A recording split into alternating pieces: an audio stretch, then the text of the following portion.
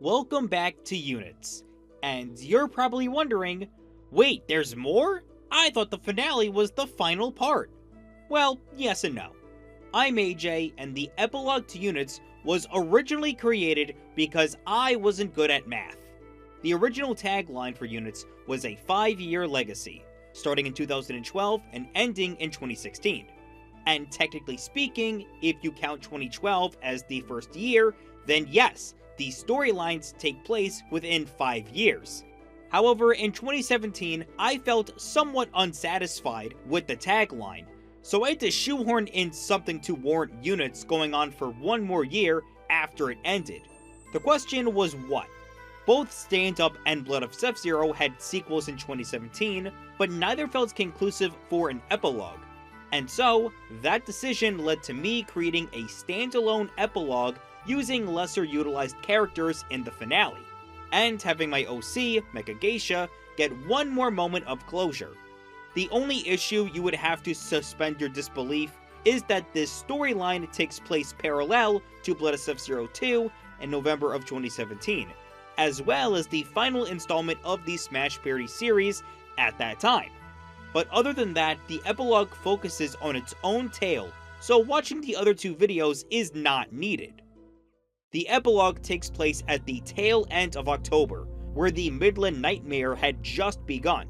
And because this conflict came from the Sub-Zero organization, there was no need for Mecha Geisha to be reawakened. As usual, she was resting in her hidden chambers underneath a zoo, when suddenly the facility was attacked. However, the threats did not come from the organization. Rather, it was the guards from the deceased king and ringleader of the antagonists, Nizar. As the astral owner of the zoo, Aisha tried to fend them off, only for Mecha Geisha to instantly reactivate and fight off the opposing troops. What did appear strange to them was that the attack only came from the troops, which did not include any other officers or bosses. Mecha Geisha predicted that whoever brought these troops to the zoo was a warning of what was to come. So she decided to rally up anyone that was affiliated with U.N.I.T.S. once more. However, many of them were unavailable, whether some of them facing the Midlands in Blood of Sub-Zero 2, or recovering from the aftermath of Disney Fighting Evolution. I promise I will return to that storyline soon. But only 2 prominent members responded to the distress call. Ironically, these 2 were relatively underutilized in the initial final battle. One was Sonic, the lead protagonist in the Kingdom of the Sky storyline, and the other was Edward, who has a weird history with U.N.I.T.S, as he took the leading role in the finale as opposed to Melina, since she was the main lead in Pierce the Heavens.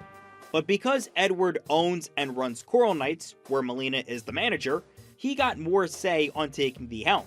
This time around, he skipped a week of working at his job, had Melina watch over his shift, and joined the others. The 3 theorized that during the final battle last year, not all of the other opponents were prominent, maybe receiving secondary orders by Nizar as a failsafe if he died. This theory wasn't totally bogus, as there was the Ant Project earlier that year that was exposed and ultimately destroyed. The 3 agreed that the next night, November 2nd, they would uncover the remains of Nizar's alliance and fully stop them. Going back to Edward for a bit, since the start of the year, he had been getting frequent dreams of his deceased mother in the afterlife, the very same mother that he killed in 2012. This was originally planned to be a major plot point in Coral Knights 2, explaining how Edward challenges his past evil actions now that he has his own army protecting Earth. But like I said in that video, Persona 5's popularity blew up in a way that no one predicted, so much so that Coral Knights 2 was primarily focused on the Megami Tensei franchise. But since Edward was here, it may be a good enough time to explore that character dynamic. And as for Sonic's inclusion in the storyline, look, Sonic Forces just came out and almost erased all of the goodwill that Sonic Mania did for the franchise in just a few weeks.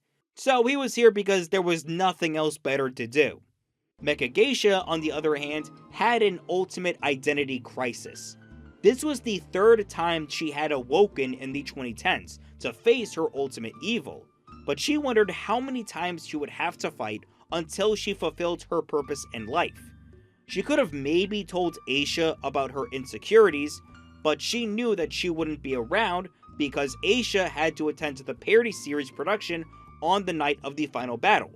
So Mecha Geisha kept her thoughts to herself and avoided telling the others as they began their attacks to defend the planet once more. The next day, the trio were yet again attacked by more guards, but still no sign of anyone else. By this point, Edward grew hesitant in fighting, as his mommy issues were clouding his mind.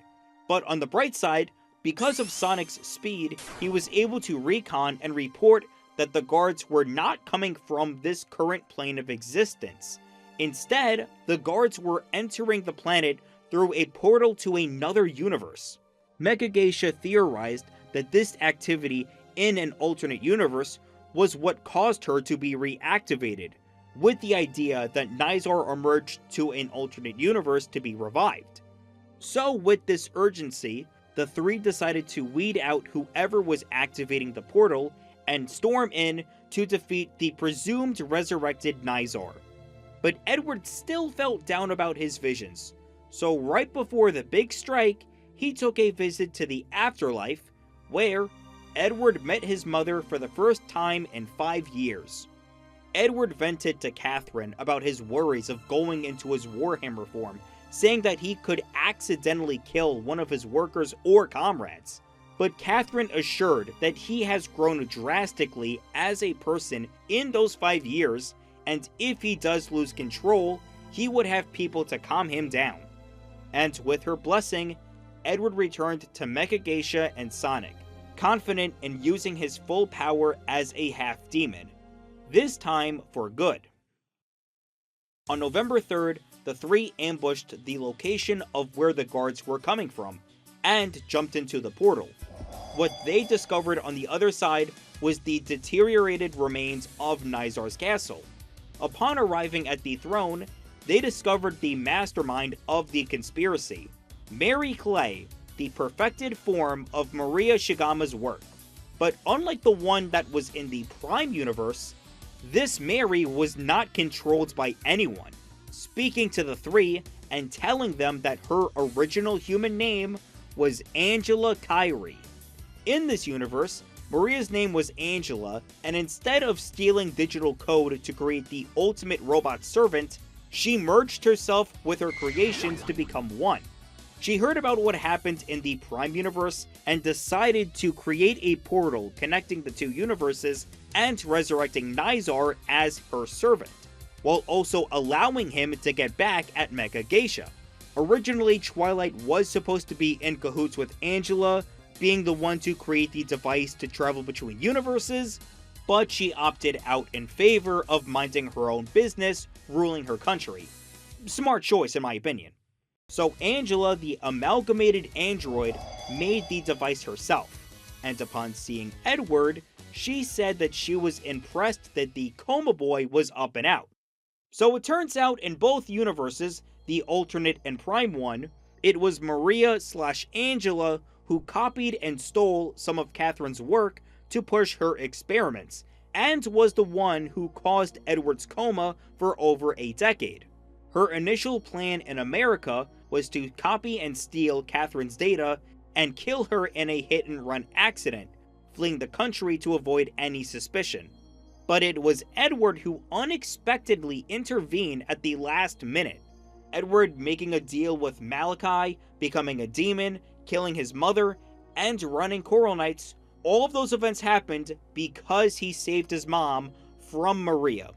Despite this shocking revelation, Edward did not take this fact negatively, but rather took it at face value and let the other two face Nizar ahead. He entered his mastered Warhammer form and fought Angela. During this fight, Edward felt more relieved than he should, presumably knowing that the path he took all those years ago would lead into a satisfying life. And because Angela did not dwindle with Digimon code in this universe, Edward had the ability to defeat her. Once he had won, Edward even thanked Angela and Maria to an extent for giving him the opportunity to become the man that he is today. The portal that would revive Nizar was in the back courtyard of the castle. Sonic and Mecha Geisha arrived as they witnessed the semi-resurrection of the Demon King. Because Angela was still fighting with Edward at this point in time, Nizar's body had not been fully recovered. He explains to the two that when he died in 2016, he still had several backup plans to complete his world domination, whether it be the Ant Project, Starla toying with the idea of Midland forms, or the Resurrection Project using the arrogance and greed of Angela in an alternate universe. But by the hard work of the heroes of Units, Mecha Geisha became active sooner than Nizar could have expected. She told Sonic to leave the fighting to her, proving how somewhat irrelevant he is in the storyline. Despite losing a portion of his strength, Nizar was a formidable foe, especially with Mecha Geisha not being in the best mindset. But once she was pushed to a specific point, Mecha Geisha snapped, and with her remaining battery percentage, channeled astral projections of the other heroes of Units. But as the fight heated up, the remaining guards stormed in, leaving Sonic to deal with them. In other words, Sonic's main contribution in the storyline was to beat up a horde of henchmen. He did go supersonic though, so that may count as something. But with Mecha Geisha having Nizar on the ropes, she used her Shadow Flower sword, now emitting a large light of energy, and slashed it down throughout the entire courtyard, taking Nizar down alongside his men, defeating him once more. Both Edward and Sonic regrouped with Mecha Geisha, as all she could do was stare up into the clouds as rain was pouring down. She began to contemplate her existence, asking why she was here, how long does she have to keep doing this, and is this all her purpose truly was? Her battery was at an absolute low percentage, and was considering to end it all, as if her existence was the reason why the ultimate evil kept emerging time and time again. But Edward and Sonic stopped her, Edward telling her that he also experienced rock bottom, and Sonic, every other 5 years he hits a rock bottom with his franchise. But it's what they do when they hit rock bottom. They keep going, whether it be for friends, family, or for themselves. They both reminded Mecha Geisha that she too has people like Aisha and Aaron to talk to. Even if her ultimate evil is really gone, she could still keep going for the sake of others. She gives the two a weak smile before shutting down, but thankfully not permanently. The two carried her back to the Prime Universe, closing and destroying any ties to that alternate universe. By this point, Starla had been defeated, the Midland Nightmare was over, and Super Smash Lesbians the series for Switch had ended their stream. Both rigged Mecha Geisha back up to her batteries, and informed Aisha to be a lot more friendly and open with her comrade. But with almost all threats from the multi-storyline being either defeated or not considered a threat, this really was the end of an era for Shareverse. Units as a whole was really an experiment.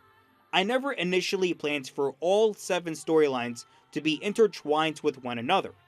It wasn't until I took a look back and noticed how each focused on these same groups of characters, referenced plot points from one another, or even occurred at the exact same time period, that I decided why not but to put them in their own little niche in my shared universe concept, with this epilogue really being the bow that ties it all together.